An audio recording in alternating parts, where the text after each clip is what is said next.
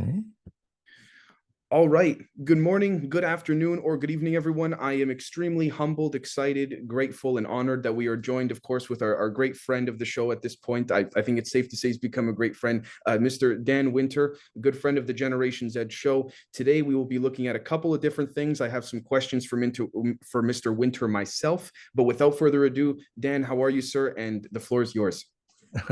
We've just been having a fun conversation about how governments are actually becoming conscious potentially, and there is hope.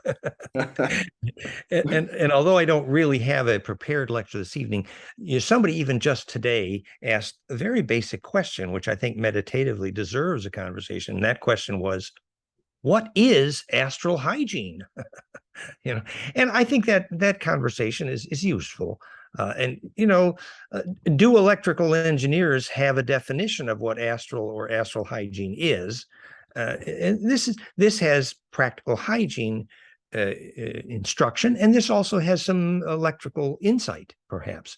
So the term astral, in my view, is another of these rather vague terms used by sometimes New Age woo-woos, but it still has some meaning, which relates to the charged bubble compression effect of your aura and the way a part of that charged bubble is distributed more widely, which we now know is very much indicated by the physics of what's called longitudinal EMF interferometry, where remember we talked many times, the compression effect, if you have some bliss experience, or when Jean-Charles Moyen, as we measured just before his lucid dreams, became a Stargate portal and he was able to bilocate with witnesses, what happened was his brainwaves became massively coherent phase conjugate cascade from alpha to gamma. And so he literally electrically imploded. It's the physics of bliss, but at higher charge densities. And that centripetal force of the moment of extreme coherence means that the electric field of the aura, the plasma, the Kesjan body, the rainbow light body, the bubble of charge, your astral body would be one way of talking about it. When that becomes centripetal, then more and more of the inertia can emerge from the center point as coherent longitudinal wave, longitudinal interferometry, so-called scalar or torsional. And that longitudinal field, which enables action at a distance, we've said many times, is not just the physics of what gravity waves are, but also the physics of the field effect called heaven, plains of Sharon, and the etheric field and the Akashic records and collective unconscious. We have many names for that field. So your ability to participate in that field is limited by the extent to which your aura can get coherent enough to propagate into that longitudinal array. Visualize you're sitting there and you think this Aboriginal shaman is sleeping, and then you notice that the Aboriginal shaman is actually doing something actively, and they're steering that magnetic plasma line hundreds of kilometers down the road at a distance with their attention.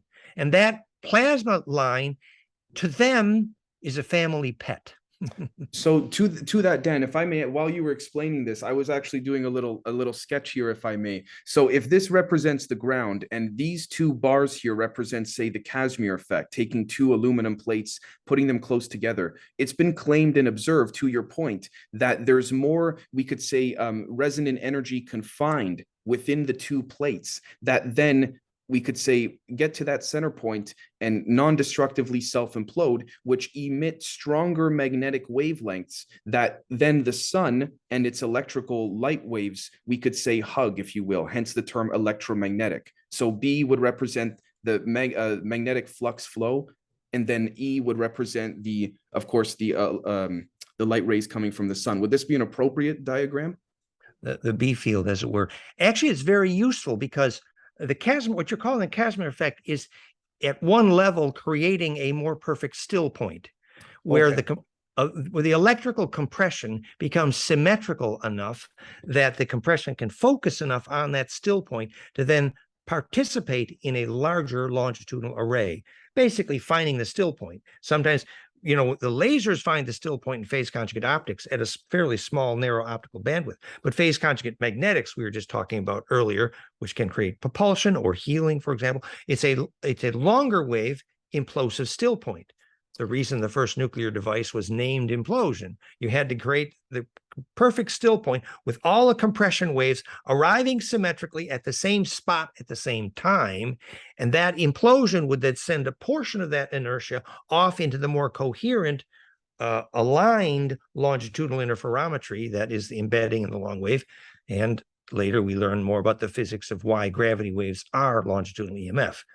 So, and that, which fits what we were starting to talk about. So now let's bring this back to astral hygiene. So when you begin to have a bliss experience or a lucid dream experience, it means that your aura has gotten coherent enough.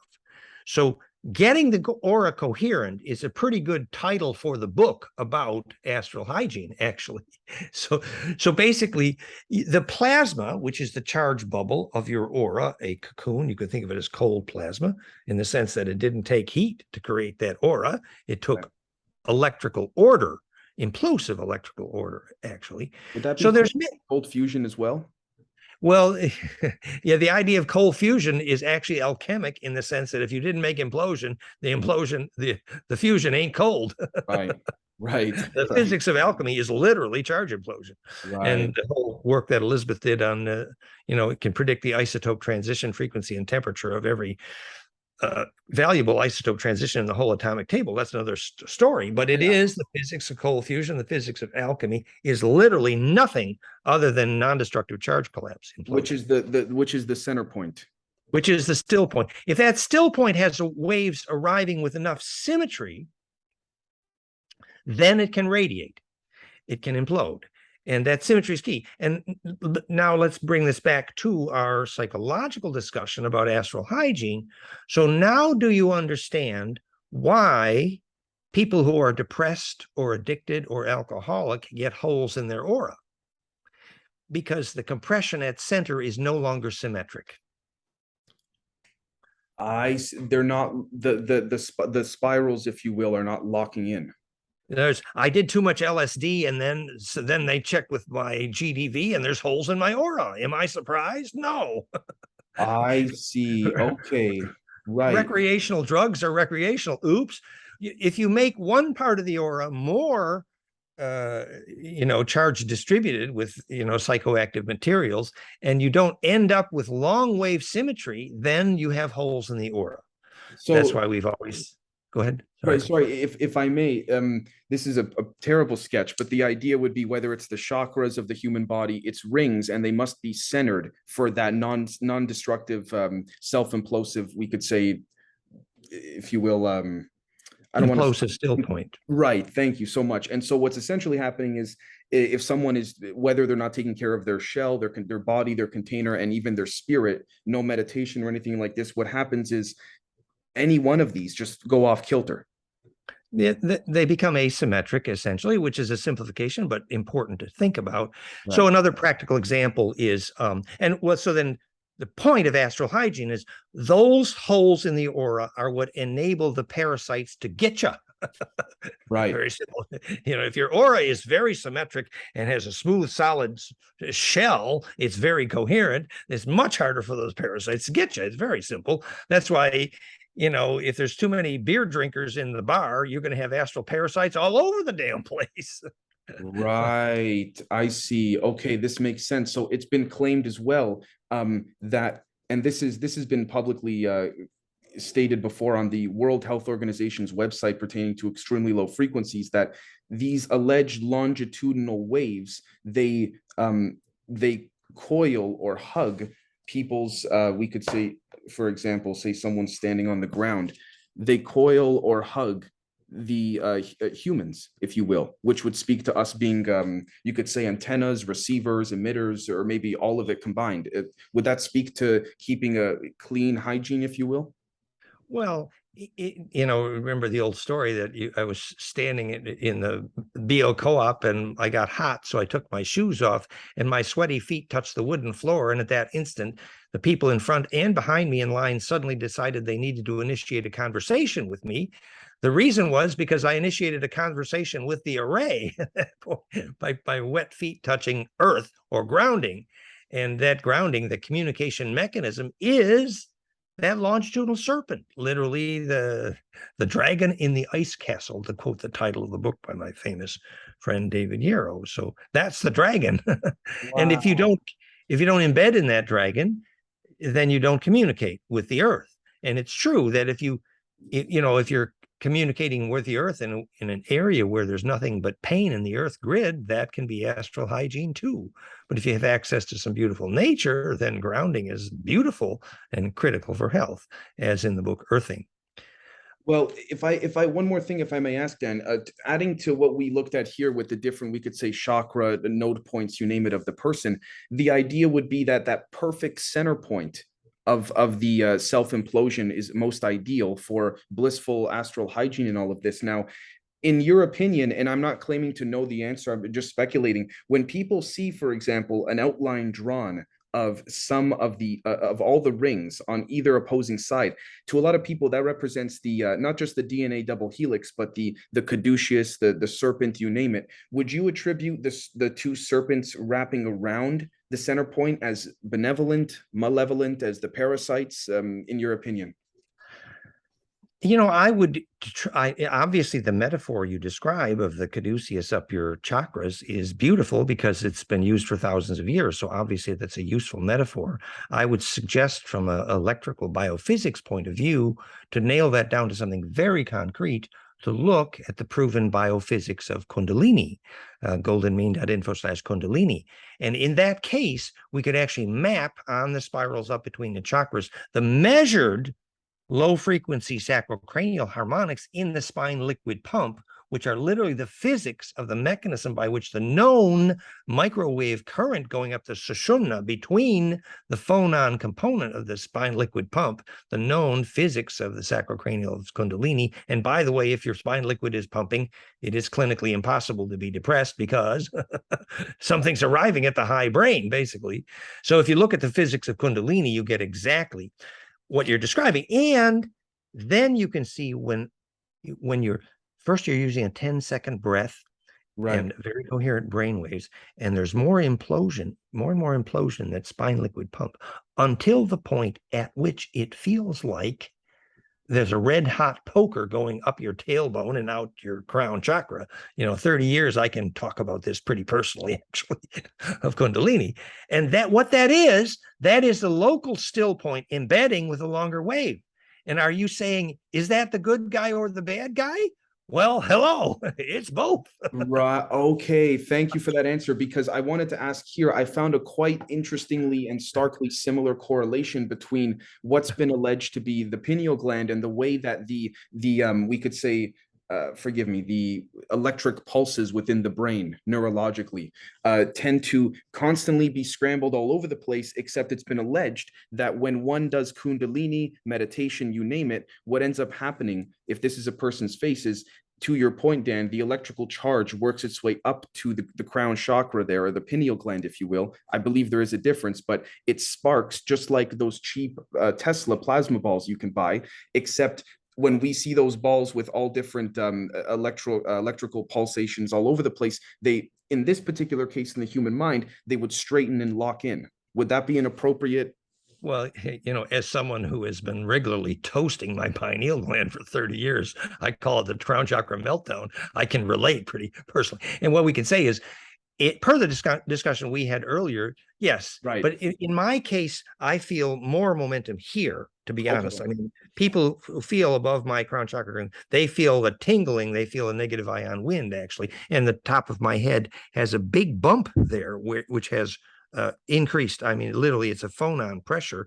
And so the top of my head has literally become more pointed. And I have several friends with Kundalini with similar, actually, and we know where that phonon pump compression wave is. And that pineal is actually the high dielectric media within which the phase conjugation is enabled between the phonon cones of the ventricle horns becoming horny, which is actually crystallizing phonon of the conserved sexual juices, actually. So this is a focal point for the conjugation. So with that said, this would also be the pine cones kissing. as well. Oh yeah, exactly. Right. The two liquid ventricle horns, and we measured the phonon frequencies, the ringing in the ears. We measured the ringing, and we know the frequency signature of the ringing in the ear of Bliss Kundalini. We know where it comes from. goldenmean.info/Kundalini. It's all there. And yes, the pineal gland roasts and melts. And I can tell you from personal experience that yes, now I can walk into a magnetic line cross in church and close my eyes, and I can look down the magnetic line like it's a transparent viewing tube. So that does work. And it also enables clairaudience and some fun stuff. But I can say also that implosion, when I lie still on this magnetic line right here, for example, initially it will implode and melt, and I will spit out a whole bunch of mucus, and my body will become purified because the dielectric will improve, and then the burning will become sharper and sharper, which is beautiful in the sense that it's an organ of perception, but there is a limit condition. It tends to stress the mineral to water bonds in the body, tends to result in dehydration, actually, and eventually it pretty much toasts your blood sugar after a certain time, and you could become a sugar addict pretty easily. And there's a lot of nutritional challenges. Trace mineral, so supporting intense Kundalini has very serious nutritional issues, and that's part of Astral Hygiene 101, actually. And with that said, Dan, would we be able to make a potential correlation here between forgive me to the audience, I didn't expect to do the visuals. You got me going in a good way, Dan. Between the kissing of the pine cones on the head here and the magnetic fluxes coming in and out of the head relative to the Casimir effect, it's the pine cones kissing. Same idea? Yes, it basically, as the phase conjugation gets more and more broad spectral due to how long wave is the symmetry of that convergence. So as longer and longer waves embed to that still point, and that's why we start with a very powerful Schumann cascade infrasound in the Flame and Sound Bliss binaural, flameandmind.com, which drives 5 of our technologies today, and a radical new upgrade to the Flame and Mind Bliss sound software is emerging this week, guys. It's incredible. We've got a new Schumann cascade, beautiful stuff. But yes, the low frequency cascade, that infrasound, is key. And when we add that, people feel grounded and they have their bliss experience. It's profoundly healing. It embeds the Schumann. You get DNA Earth Grid radio. Just to finish the point earlier in the conversation about, is that the good guy or the bad guy that you're feeling, poke through your spine like it's a bolt of lightning? And I say it's both. Well, what I mean is that you do not want to try sustaining Kundalini in a city. Often, actually, you need a pretty sustainable area of pristine nature in which to make Kundalini sustainable, because when you're having Kundalini, you're imploding your environment for better or for worse. When you're having bliss. So, yes, if you live in an aluminum square block building in the middle of geopath, maybe your bliss experiments should be short. Because don't try to sustain long-term bliss in the middle of a geopathic zone. You're imploding poison and your body ain't gonna do too well. So if I may, in a visual sense, this is probably not the best thing here, but imagine this going back to this low frequencies hug the people's ankles, according to the WHO documents. We see here, if these are buildings in a metropolitan city, you are basically pulling all of the energies from the people in those buildings. Yes. And in the short term, your bliss will help your environment become less geopathic. However, in the long term, your body's going to have to implode and do all that sorting. So your body ain't going to do too good if you try to do really long-term bliss in the middle of bad geopathics. You need to gradually what's called conditioning the space, which Keshe uses the word and Josel uses that word. It means the longitudinal array becomes gradually larger and larger in its field of coherence, conditioning the space. And that is the area within which then implosion is possible. 0 point energy, bliss, et cetera, et cetera. So in practical terms, it means, yes, you can use your bliss process to purify a room where an argument happened. And, you want to do that once in a while, but don't expect to be purifying huge geopathic spaces regularly with your own aura until you gain a lot of inertia. Think of the moment when the local villagers, when Francis of Assisi went down to the woods to have his bliss experience, and they watched from a distance and called the fire department. True story. And all they were seeing was plasma, and they called the fire department. That was bliss in the woods, but that would have never happened in the city. Does this, Dan, have to? Oh my gosh. Okay, so hold on a sec. I wanted to, from an optics perspective, phase conjugate. Does this potentially speak to curved space-time, Minkowski space-time, in the sense that if I'm looking at a plane from here, it's 2D and it's flat, except the more I get closer to the plane, it becomes more interactable. Say I had a way to get close to it in the sky. Would in this would speak to, allegedly, you have people like certain individuals stating that when there's angel dust or allegedly sulfuric acid that falls from the craft, it was not sulfuric acid when it was in the vicinity of the craft. It was something else, but it became sulfuric acid after it left that enclosed space-time closure. Well, step one, I would say the curving of space-time is an unfortunate language, which is unhelpful. More precisely, the greater the gravity in an area of space, the more that the spin density will increase when it converges down the vortex cone. So I am flying through space, and there's a bunch of gravity. Well, Einstein called it curving space-time, which is a confusing language, because remember, time is a known only ever a name for spin rate, nothing else. Right. Okay. So what's being curved is the fact that as this torus donut of me is traveling along space, and now here's a bunch of gravity, and I begin to go down that vortex, a portion of the new acceleration down that vortex is translated in vorticity to cause increased spin rate in me, a donut. And I perceive that increased spin rate as an acceleration in time, which is only a name for the increased spin density. So you're spinning at a much faster rate what is already all around us in quote unquote empty space, which is not really empty. It's because the space is it's a superfluid ether of media of charge, basically. So the perceived increase in spin rate, which is called increase in time, aging, for example, is only a name for the increase in spin rate caused by acceleration down a vortex cone, where some of the inertia of the acceleration of the torus has translated in vorticity down the throat of that torus, resulting in increased spin rate at the center of that torus, like the ice skater pulling in her arms as she's spinning. So once you understand that time only names spin rate, then nothing is bent. No, the donut moving down the vortex increased spin rate named time. And so that explains many things. But then there was another part of your question. Yes, sorry, I just wanted to see here with this, what you just described. I know this has been commonly, shown all over the place, whether it's Tesla Tower, this or that, whatever. Would this be a visual depiction of what you're? Well, that was Tesla learning to propagate longitudinal waves, actually. And he had the tractor beam, he had a beam technology, it was longitudinal rays, but he didn't have my equation, so he never got the frequencies right. And he didn't understand how the Earth grid node cross points, where Bruce Cathy measured reduced nuclear critical mass and where Kozyrev measured telepathy enabled. Those are Dodeca-Icosa longitudinal array of the Earth grid. And those are the places you got to pick up, put the send and receive points, or it ain't efficient.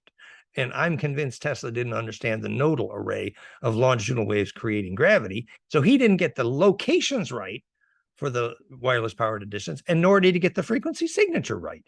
60 cycle was a huge mistake. It's not phase conjugate to Planck. So there was a few things. And people say, well, Dan Winter doesn't like Tesla. No, wrong. Tesla and Einstein made huge, genius contributions, obviously.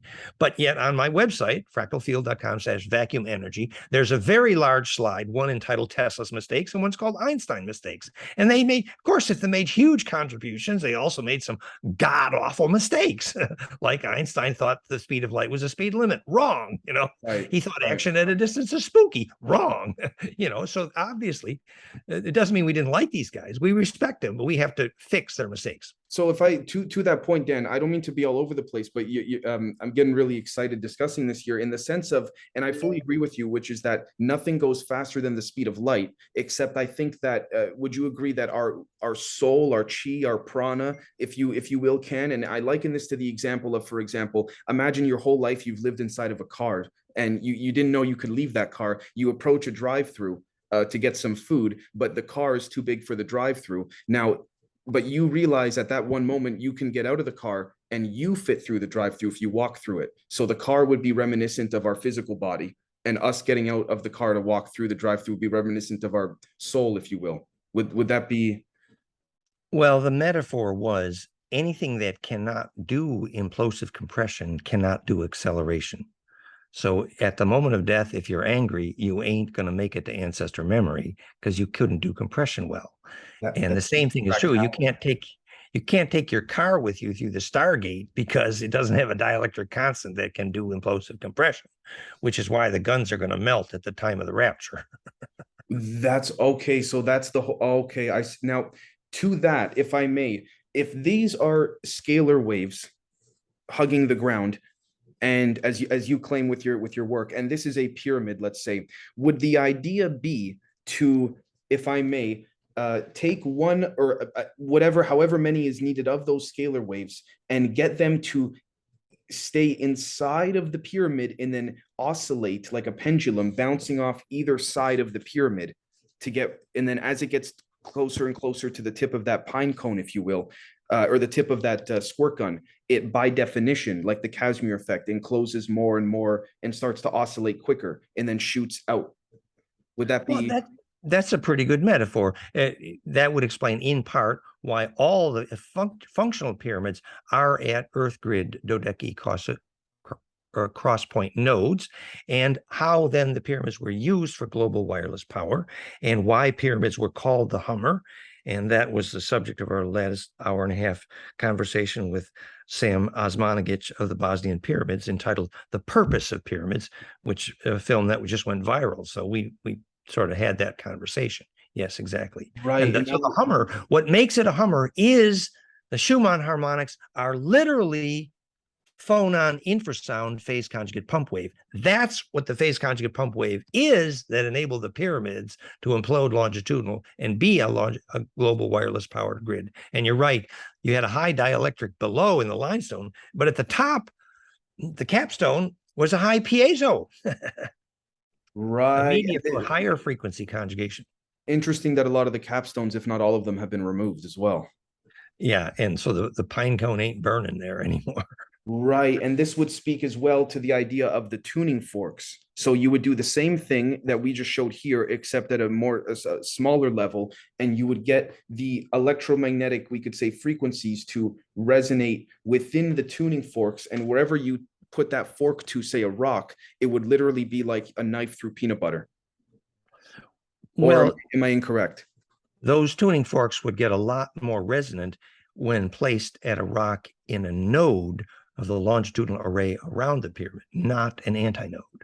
So if you wanted to use the tuning fork as a media for collecting wireless power, you would need a longitudinal node, and you'd need a tuning fork tuned to the key signatures of how the pyramid was broadcasting into that array, which is a Schumann cascade extended. Could actually, if I may add to this, if I may ask you, this is actually, oh wow, let's pretend that this person's holding it. Could a person act as the medium if they're grounded? The scalar waves run through the person while they're holding the forks? Yeah. That's, yeah. The person there has the advantage of being high dielectric. The tuning forks have the extreme disadvantage of being very low dielectric, and therefore, although they'll have one frequency of resonance in the metal, but the broad spectral resonance is not possible. So the tuning fork is not really quite a good metaphor. Okay. For a longitudinal oscillator, because the tuning fork is very limited spectral. I need broad spectral implosion to phase conjugate and pick up charge at a longitudinal node for global wireless power, for example, which is why a broad spectral piezo phase conjugate crystal array, the beam me up, Scotty, the lithium niobate. I mean, the niobium crystals. Well, that's a phase conjugate crystal that's doing warping the space. It's picking up the nodes. So what's called bending space, the warp factor actually is the fact that you're surfing the longitudinal. You are literally, that's okay. That would explain the alleged from 20 years ago, 22 years ago, the magnetic flux liner. It's literally riding the scalar wave like a Well, surf. and Elizabeth Donovan's book, Glimpses of Epiphany, almost the whole book is on the Koski frost crystal making gravity 800 times its own weight in gravity with a phase conjugate RF pump wave, would be an example of a warp crystal generating. So they called it the niobium crystal in Star Trek, but actually we think it was actually lithium niobate, which is a phase conjugator. Yeah. Okay, now forgive me if this seems to be a bit of a layman question in this regard, but so we've discussed the concept of the scalar waves and the astral hygiene and all of that. These scalar waves, are they comprised of toroidal geometries? Or I would like to pick your brain a little bit on the toroid field. And if actually first, could we give because I've had a lot of new people come to the channel lately, could we give a brief description at your leisure as to what a toroid field is per se? Well, I know I know. well, no, it's good if this is a unified field, and I think it is. I think it'd be schizophrenic for anybody to think the field is not unified. That means there's only one substance. It's an infinite compressible media called charge, the ether, and it behaves like a superfluid. And if that's true, then the waves in that media, the only geometry of self-organization possible is toroidal. In other words, if you are a smoker, you cannot make anything but smoke rings. There ain't nothing else. Right. Okay. And the reason is because you have X, Y, and Z spins superposed. And, and that's why a toroidal, because you got three perpendicular axes of gyroscopes all working, then as a donut, you cannot be pushed around. You're taking the Cartesian plane, if you will, and you're adding essentially X, Y, and Z, you're adding depth to it. Yeah, basically, the only way you can rotate in three ways on a surface, you can't do it on a sphere. You won't find a smoke ring in a sphere. It don't happen. No. Smoke rings are donuts for a very specific reason. And basically, so that there is, from a point of view of physics, there is nothing but donuts. And the vortex into the center of that donut, some calls twister or wormhole or string theory. Right. So physics consists of nothing other than the vortex on the surface of donuts. Physics has nothing else to discuss because there is nothing else. Hello. So would you say sorry, please. Well, I was just gonna say, and if you nest 9 of those toroids, one above the other, which is how many chakras you got effectively, you self-organize the plasma, proven at Los Alamos Plasma Institute, Tony Peratt. It's real. That's the 9. So would you say, Dan, that in theory or in practicality, rather, people that say, that look at straight lines and they say, well, a straight line is always the quickest way somewhere. I would vehemently disagree with that with respects to, could one argue a straight line, if zoomed in, whether on a piece of paper, on a screen, is a matter of fact, or at least in nature archetypally, just it's essentially a conglomerate of rings put together to give the illusion at a macro scale of a straight line? Well, basically, nature has to make a helix in order to make a straight line of donuts, basically, which is what DNA is and quartz is. And piezoelectricity is a name for the long wave coupled to the short in that helix, DNA or quartz. And so that's a way in which nature makes a line. But another way to talk about that is to say that the wave, if you're lining up billiard balls and you make them all touch each other, then when you bounce one at one end, the other bounce can go a billion billiard balls down the row very efficiently. So effectively, the straight line is only the shortest path for the wave between the compression nodes. So that's why if they're in the array of nodes, if it's effectively a dodeca array, which we now know is the proven geometry of the masses in the universe, and the reason gravity fields require a golden ratio, because that is the most efficient charge distribution efficiency. So it is the way nature makes a line. So in other words, when you say a straight line is the most effective way with compressing nodes, say each circle here resembles a node, this is what you mean by like touching, if you will. Yes, but another way of thinking about this hydrodynamically, and remember, voltage is a name for hydrodynamics and nothing else. It's a superfluid. So electromagnetics is a superfluid. So it's all about waves. But so the fact that waves always naturally converge in a spiral effectively, otherwise the wave is functionally lost. So the longer a wave goes straight, the more likely it is to get dead, unless there's a bigger spiral. I Otherwise, the inertia is going to be dispersed. Okay, okay, I see what you're saying. So this would be the idea of we could say in electrical circuitry, and this is your expert area of expertise, not mine. For example, if I may draw this very quickly, a closed loop where the number 1 is compared to an open loop where the number 2 is. Well, yeah, and actually, a wave trying to go in a line is trying to make an open loop, and eventually its inertia is going to dissipate. It's going to get dead. Where if the wave goes in a spiral, eventually can add to its own spin, and that is called immortality. So for a wave, it don't want to get dead. So it's basically bigger and bigger spirals. And that's the way wave inertia is conserved, and therefore pattern density and ultimately mindfulness. And there seems to be some type of illusion given to us in society, whether deliberate or otherwise, that when we look at something, we are bigger than it, and it is smaller than us. But to me, in relative to what, right? That speaks to fractality. Are we zooming in, or are we larger, or are we neither? It's been proven on the logarithmic scale of the universe, the human is exactly halfway logarithmically between the smallest thing we have measured and the largest. And but what that essentially means at a deeper level is the fact that if the geometry of what comprises us is self-similar to what is both smaller and larger, then we can embed effectively and gain leverage on. So, for example, when the clairvoyants saw subatomic particles, the Anu, and they could communicate with them, the fractality enabled that charge connection, that coupling, and that the micro-psi perception, the clairvoyance psi perception of quarks, Phillips, which became occult chemistry, Leadbeater and Besant, they had very detailed interactions with subatomic particles that predicted a lot of modern subatomic physics. It's proven. Well, that was fractality at work. And the same thing when Bentoff advanced Kundalini, he saw through the eye of the sun and the earth, and then he drew the metabolism of galaxies. That was fractality at work. So embeddability is the key to the leverage you have between the small and the large.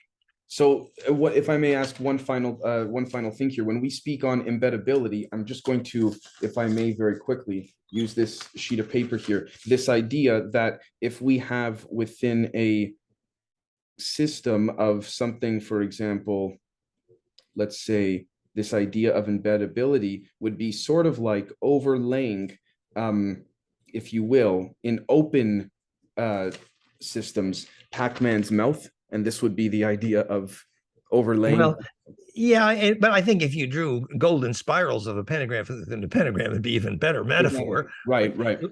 Like the reason Earth's orbital time is golden ratio to Venus's orbital time, that enables coincidence, which is the physics of charge coupling, which is the physics, and that embeddability enables us to steer very big tornadoes, which is what we need to do if we're going to survive the solar wind right now. So I know this is not the best example, but if this were to be Earth in the center and there were some superstructure frequencies or something like this of some kind outside of Earth, the idea would be that if something were to come in, you want that embeddability that you speak on in order for it to pass through the other superstructures to get to Earth.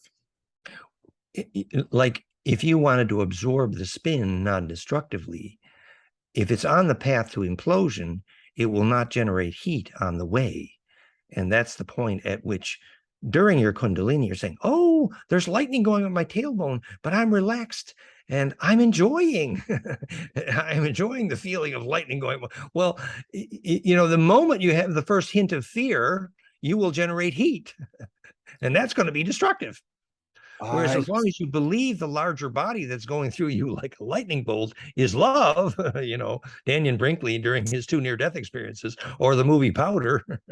Is this how and why a lot of people with poor astral hygienes tend to have a lot of self-doubt, because they allow the leakage of the parasites to come in and reinforce that potential belief, that, or message rather, of you're not strong enough or you're not this or that? Uh, Beautiful that you bring us back to astral hygiene. Thank you. And I think that's actually right on, in the sense that, you know, what occurred to me is, supposing you kind of have a crush and you love somebody, but then you realize the reason they can't accept your love is because they really don't love themselves. and well, why don't they love themselves? Well, they don't believe that they're perfect enough, or they're good enough, or they don't believe that they have pure intention. So all the pure intention that you have in the whole world won't help until they love themselves enough. So they would have to discover the fractal inside themselves to allow them to bed inside you. Because by definition, they are a unique fractal of the source, which speaks to, I would argue, and please tell me if you agree or disagree in this regard, that I put out on Twitter the other day, just a thought experiment of what we call disagreements perhaps should not be called disagreements, but we could say more spiritually sovereign perspectives. And I'm not saying that to sort of try and be all nice and everything, but kumbaya by the fire types. I say that because it speaks to the uniqueness of each individual being different from the other, because that difference is what makes you unique. And it potentially what makes you beautiful. I mean, the reason the cells were able, 4 billion cells were able to get together and make a body, is because they could support each other in being very different. De-differentiation versus differentiation, the key to the stem cell. So in the same sense, make pepperoni out of cheese from that type of situation. The pepperoni is the pepperoni. You need very specialized cells, and you need very specialized humans. So the people have to be able to look inside and see the beauty of their own contribution uniquely, and relax into the beauty of their being so different. And then at that point, they could accept and receive love. Until that point, if you send love to somebody that even, we said send love to the war. If you send love to someone, that it will actually make them angry, because they will feel imploded in a way that they're not ready. Love is a name for the principle of embeddability, ultimately, which is simply compression success. So you try to squeeze someone, and they're not ready for compression because they can't look inside themselves and see beauty yet. So the only thing you can do is help them look inside themselves and see beauty in themselves first, and then later try to hug them. Because they don't understand it, or are not willing to be open to attempting to understand it. Yeah, well, which is to say, it's a lot of those people will not be able to stand silence. It's typical of young teenagers that silence will drive them nuts.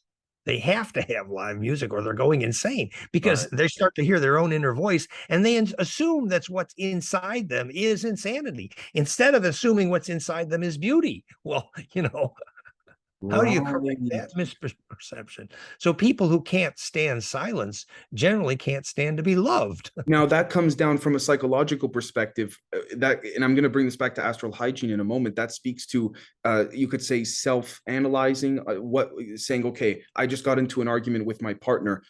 Okay, maybe I may be partially correct, but if we focus on the incorrect side, what triggered me to evoke that response? And by fixing that, would you agree, Dan, that your bioresonant frequencies of your bodies by definition heighten, if you will, in a positive sense, once you fix that and become more calm and blissful with yourself? Therefore your hygiene's more clean. Yes, and it's another way of saying that what we're calling love, even in the sense of Tantra, is communing to a still point together. Right. Implosively. Now, your aura hungers for that communion, because ultimately you feel the whole planet, and you'll never feel lonely again if you have that kind of bliss. And whether you do with one person or two ain't even important. What the point is, you do get to the still point. And it's sometimes easier with two, but it's not necessary with two. But if you want to do it with two, that means both people have to be comfortable with a still point, which means probably both people need to be able to hear the silence. Right. Well, which is sorry, kind of a definition of Tantra. Wow. Well, Dan, I think we've been going for about 40 minutes, 45 minutes now, and it's been a beautiful conversation. Was there anything else you wanted to add before we wrap this up, or did you want to call it? Well, there's so much we could talk about for astral hygiene, but I think we've given the flavor here that, even if someone is depressed in a room and you notice your aura is bleeding into them because they're depressed, you can send love before you gently leave them to find their own way. So you find it in yourself to have compassion and ultimately learn where you can genuinely serve someone, then you would stay there. But if there's really no way you can practically serve that person, then there's no point in letting your aura bleed into their depression. You render your greatest service and then you gently step back and send them love from a distance. So Right. ultimately, compassion is the ability to bend, but it's also the very practical ability to recognize where is your highest level of service. So I'll leave you with this thought. When Jasmine famously was teaching people how to live without food, when you need access to nature, you need to learn how to breathe. Basically, you're always imploding the charge of your environment. And gradually, your body learns to implode capacitance, and you don't need food. And it is beautiful. It isn't necessary, but it's beautiful. It's a wonderful skill. But one of the primary techniques she recommended, which is beautiful, was for a major part of your day, in order to be imploding and therefore not need food, you need to believe that you yourself are doing your highest level of possible service inside. So Internal. whatever you believe inside yourself is your highest level of possible service will ultimately be your own path to bliss. So if you don't follow that, follow your bliss. So this is why when people say, for example, I'm going to use a very clumsy example probably, but when people say, "Oh, do ghosts exist, or UFOs exist, or even for crying out loud, does Santa exist, so to speak?" Your belief, by definition, is that reality. Yeah, well, and so as your belief in how the most beautiful way you could possibly serve, as that evolves and you act on that, you get closer and closer to access to your own bliss. And that's a source of charge. And once you have your own source of bliss, no problem with parasites. End of astral hygiene lesson. Thank you very much. Wow. Well, Dan, thank you so very much. Is there anything that you wanted to bring up as to where your work could be found or anything like this before we go, just for people on my side? Yeah, we just made a new film on the future of electromagnetics, basically negentropy, for the big conference in Detroit this weekend, Buddy James, and that film will be released shortly. And our last film with Elena has been, has gone viral. It's wonderful on the meaning of Thoth and Hermes and the Caduceus. So thank you for your interest. And we're preparing all kinds of new fun stuff in our audio implosion software, Flame in Mind. So stay tuned. And thank you, Dave, for being there. Thank you, Dan. Thank you.